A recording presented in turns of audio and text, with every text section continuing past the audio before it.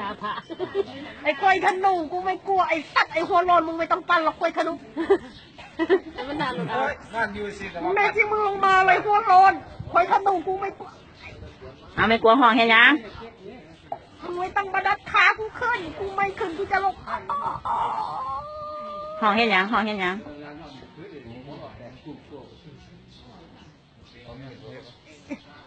มึงดัดขากูเลยมึงอยู่ข้างบนมึงยังจะมาดัดขากูจะ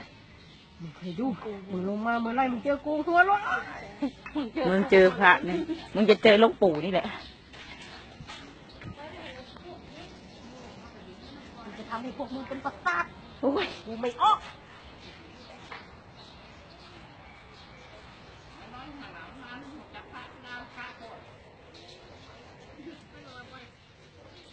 กูไม่ฟัง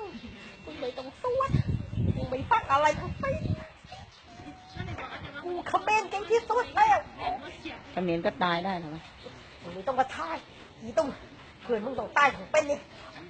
ไผสิตายกันแน่ ตาของพี่ก่อน ครับมาเล่นเลยกู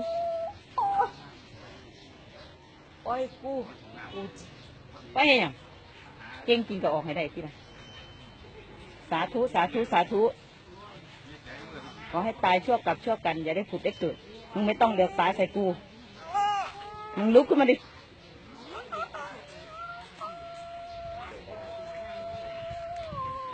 พ่อนาคาแม่นาคาโปรดจงรับผีตัวนี้ไปให้ไกลไปให้ลงนรกด้วยเถิดกุมารสีเงินกุมารสีทองน้องมิวกุมารน้องจุกกุมารองค์นางช่วยมาขจัดมารตัวนี้ออกจากร่างเพื่อนพี่สาวให้ด้วยนะ บอกไม่เลยปั้นไฟทะลุ